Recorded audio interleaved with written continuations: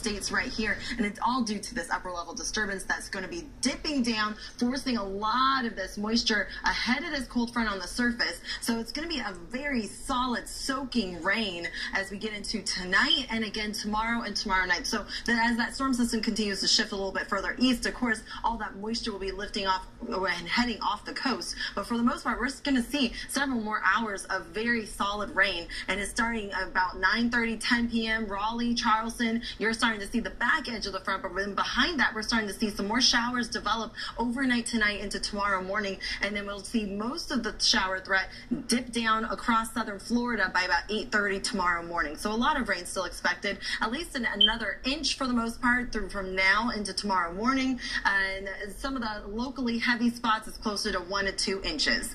Now severe weather raked the southeast yesterday, leaving behind damage in several states, but the threat for more storms is back again this afternoon. Coming up, we take a look at the states with the biggest threat for heavy rain, damaging winds, and even tornadoes.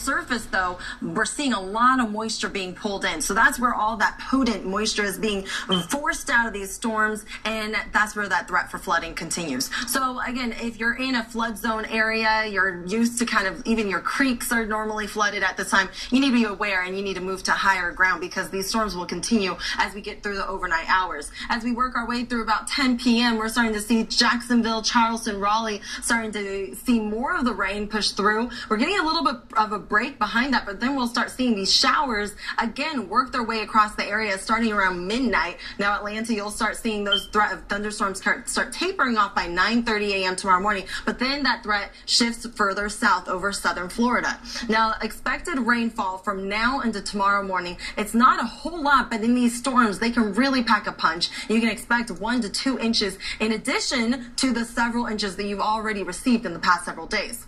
And then we're going to hone in across Jacksonville. And from now through late tonight, we're looking at additional 1 to 2 inches and at least an inch, impacting major interstates. I-10 also included in that. Raleigh, North Carolina, here's a look at your thunderstorm threat. We start seeing things taper off Thursday night.